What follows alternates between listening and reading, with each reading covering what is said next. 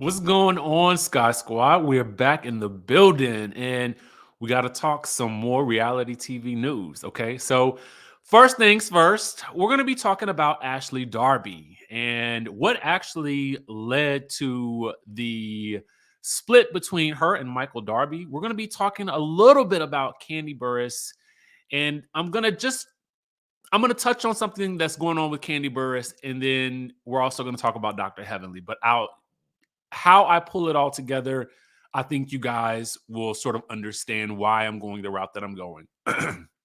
But if you are new to the channel, make sure you guys subscribe, hit that notification bell button. I know a lot of times I watch videos on YouTube and forget that I'm not even subscribed. So hit that subscribe button, okay? And if you want to be notified every time we drop a new video, simply text me at 202-918-3386 and we can get the party started. Also, I have a video dropping on my backup channel, so make sure you guys are following that. I will place the link for that in the description. It will be out at 1 p.m. And on that channel, we discuss everything life related, finance related, YouTube related, trips, all kinds of things like that. And it is a ball of fun. Now, with that being said, let's talk about the gang. Okay. Well, we're not going to start with Kandi and the gang. I want to actually start with Ashley Darby and what actually led to the split from Michael. And according to People magazine, allegedly, trust issues and inconsistencies led to them splitting. Okay. Now, a source has confirmed to People magazine that Michael is a real estate developer and owns the building where the family lives. He moved out a while ago. They've been having serious problems for about a year now. There's been a visceral disconnect between them as a couple. For Ashley, the inconsistencies within the relationship and trust issues led to the split. And the insider also says she's ready to start dating again and has been telling her friends that she considers herself single and has been asking to be set up on dates. She's been done and is clearly ready to move on. Now, when you head over to page 6, now page 6 says she had posted a song about getting paid before the divorce news came out. Okay. Now I don't know if this is a reach right here, but I guess she had posted a Instagram story or video or something like that with the song Sad Girls Love Money, okay, playing in the background. And the song lyrics post and say, I'm going to get paid. Yeah, just give me. I really like the party. I really like your body. I really want to get naughty. I think you're such a hottie. Slow dancing in the party. Oh, yes. Okay.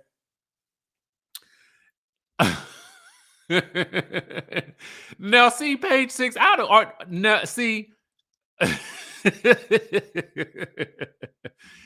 sometimes we in the media, I'm not going to say it's a reach, but I will say sometimes in the media, we will put clues together. Okay. And I felt like they was putting clues together. So I'm not even mad at your page 6.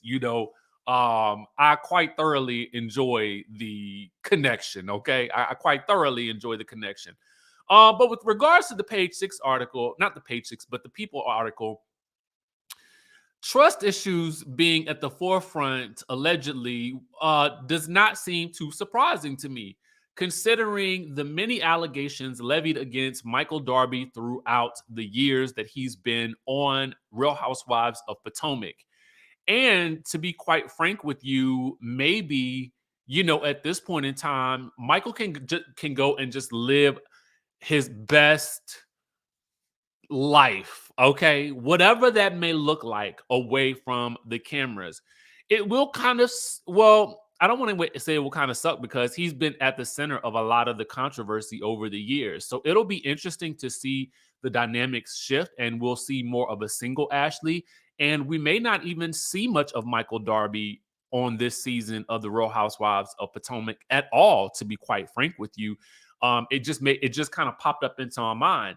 The other thing that page 6 pointed out, which I think I pointed out yesterday, and I think a lot of various other articles have pointed out as well, was that she had talked about, and I think we posted about this yesterday with Grace Reports post from Twitter. You know, she said in a season 5 confessional, now in the event of a divorce, I will receive 50% of our assets. So, yeah. Okay. Yeah. Interesting stuff. Interesting stuff. Okay. Now let's move on to some business news. Okay. Kandi is making some boss moves. Okay. Now, let me just put it to you like this. You know, there has always been, or at least in the most recent years, this sort of dichotomy that we have, and I don't even know if that's the right word, but there's been this sort of comparison of the way Kandi moves business wise and Nene moves business wise. And both are phenomenal women. Let me just say that. But I can't help but notice, you know, Kandi's business acumen as we enter this period where Nene Leakes is filing a lawsuit against the network. Okay. And again, I think the timing is purely coincidental. And also because interestingly enough, Real Housewives of Atlanta is going to be restarting. But Kandi is sharing some good news. She's gonna have a couple of shows on the air in June. And just listen to the video for yourself to hear what Kandi's got going on. It's a lot. Say hello, Delma. Say hello, Delma. Hola. So, y'all, we had so many things happen today, but I just want to name a few of the things that we got going on. Okay. So, you know that on May 1st, the Real Housewives of Atlanta season 14 will be premiering. Yes, finally. I want to tune in to see the craziness. Mm-hmm. Now, I messed up and been telling people that our finale for Kandi and the Gang is on May 1st too. But I was wrong. Now, one told me we keep going. So we don't until May 8th. So we got 2 episodes right behind the Real Housewives of Atlanta before we finale. Yes. See, I told you guys, listen. Finally, we get Atlanta and as the lead in, and then Kandi and the Gang. That's how you do your spinoffs. Yes. Well, we're gonna be on every week until May 8th. Yes. Okay, so you got Kandi and the Gang going to May 8th, Real Housewives of Atlanta starting May 1st. So that's 2 shows going at the same time. Then they announce I'm on a new show with my boo Jessie Woo and Kendall. Listen. It's produced by Megan Good. It's called A La Carte. A La Carte. And what's the date that starts? I think that is May 12th. Yes. So then that's 3 shows. Okay. Then they announced that The Chi is coming back. What's the date? June 24th, I think that is. In June. Bill, back to back. What am I? Embedded in your.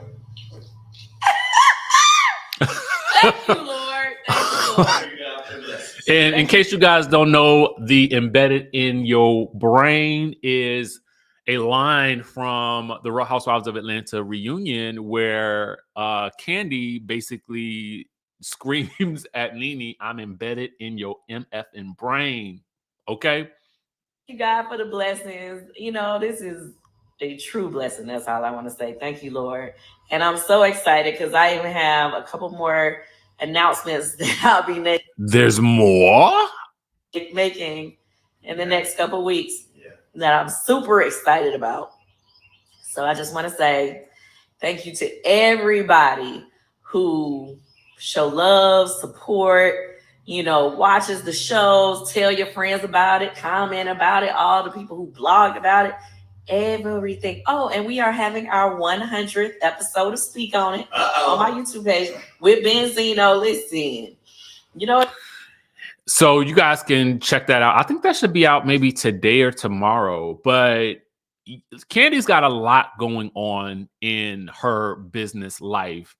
And I'm actually all the way here for it. I just think that she tends to make very smart business moves. And again, these are moves that I could really see Nene also making.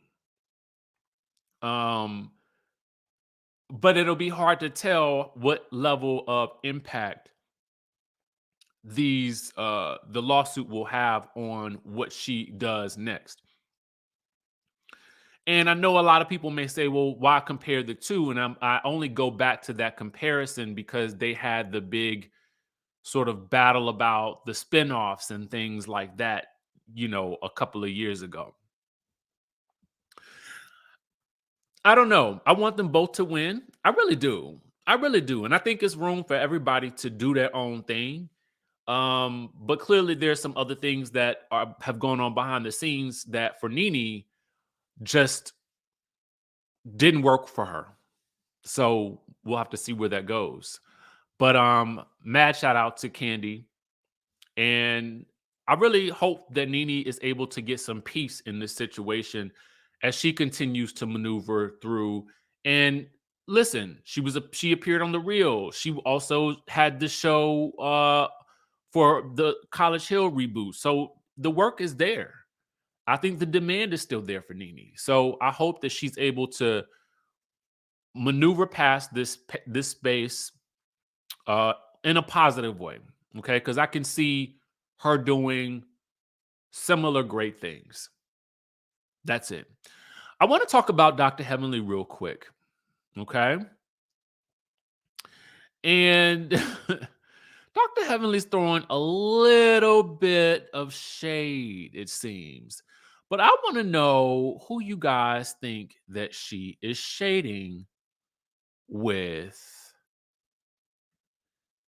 this. Okay. Now she's obviously dancing around in her store. She says, happy at work. At work, happy. I don't have to worry about where my man is. Laughing emoji, heart, ring. And she says, I don't know about nobody else, but I am happy I can trust my man at all times. Dr. Damon Combs, Team Daddy. And then she hashtags Married to Medicine throughout. Okay. And then Bravo. And then she says, take an air break. Hashtag cat on a leash. So you see Quad with the laughing emoji, which leads me to wonder who Dr. Heavenly is shading. So I want to know in the comment section down below, who do you guys think is getting the shade from Dr. Heavenly?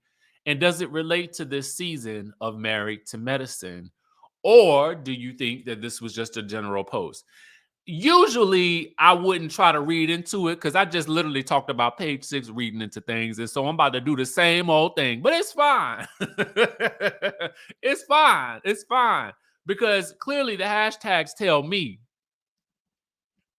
that it might be show related shade. So chime down in the chatterization and let us know who you think this shade is directed at. All right.